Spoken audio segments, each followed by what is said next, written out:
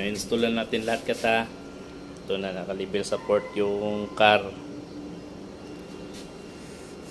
Tapos yung inverter na nila ay na-reprogram ko na. Tapos nailipat ko na yung pwesto. Tapos ito na yung control panel natin. Bago na rin. Yan.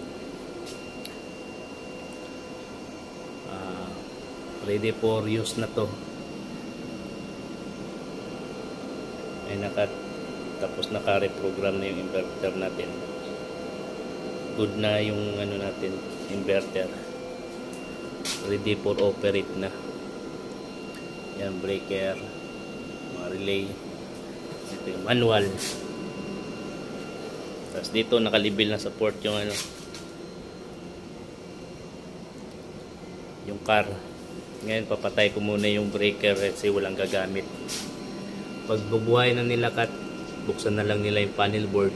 Tapos i-on yung breaker. Tulad nito pinatay ko.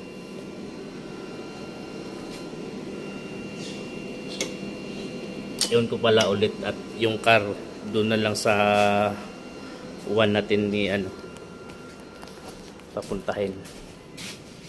Yan, one. Doon natin i-standby yung car sa ground, sa one. Okay na. Doon dati yung control niya, panel niya, luma. Okay, doon yung nakaset up yung inverter niya. Nailipat na natin ang ibang pwesto yun. Ayan. Operation na. Hindi na nilang gamitin ka. Ayan, good pa naman yung motor. Ayos pa.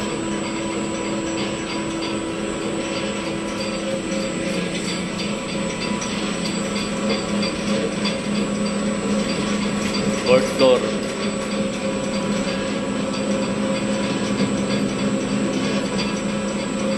Change control.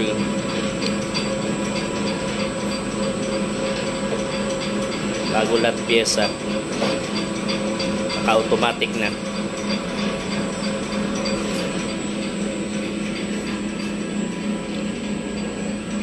Automatic na yung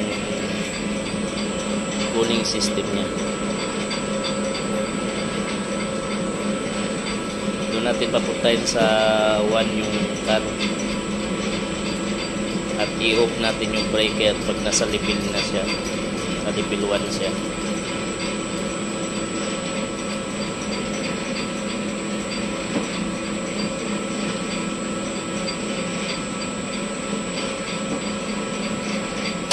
Yan na, sa one na yun.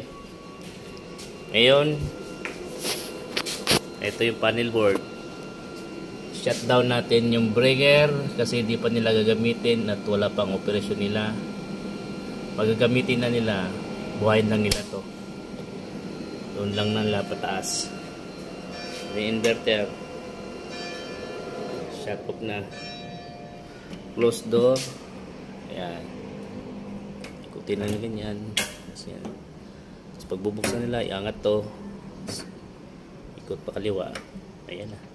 Kasi on na lang nila yung breaker. Pag gagamitan na nila yung freight elevator. Thanks. Thanks God. Tapos din. Salamat Ma'am Kathleen and Boss Jason. At sa panibagong